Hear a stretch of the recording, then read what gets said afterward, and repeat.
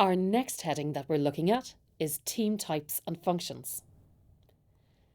The first type of team that we're going to look at is a special purpose or project teams. So these are usually put together to complete a once-off project.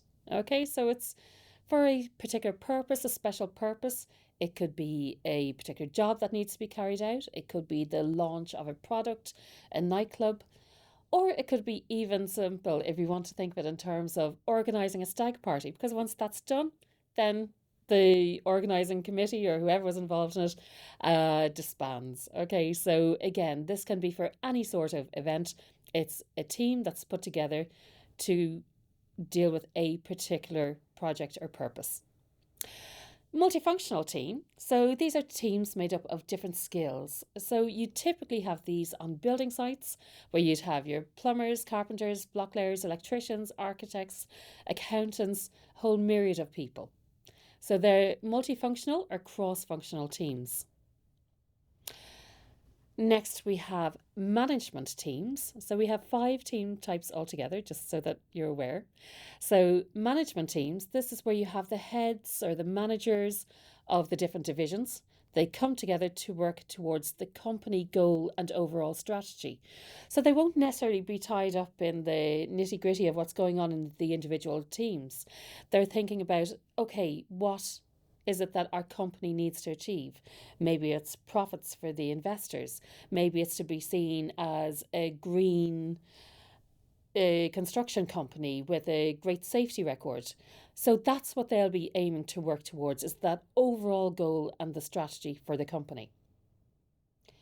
Our fourth type is virtual teams. Now, pre-COVID, this was something that was slightly alien when I was teaching it, but I think we're a lot more familiar with it nowadays.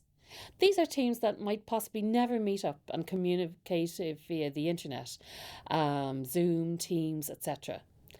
And they use cloud-based storage to share and work on files. The key success factors is good trust, as you can't be looking over somebody's shoulder to check that they've done it, so you need to trust that they have.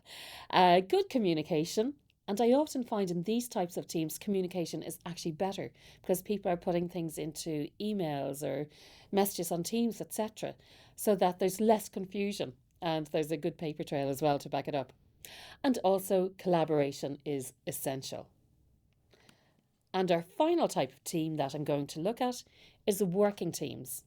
Now, you possibly come across this in your own workspace.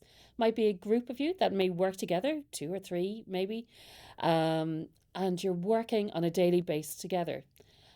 There mightn't be an actual designated leader within the team, but that's fine because everybody knows what they're to do, what's expected of them, and you generally make your own decisions. So, it's a group of people in a workplace who are focused on achieving specific goals.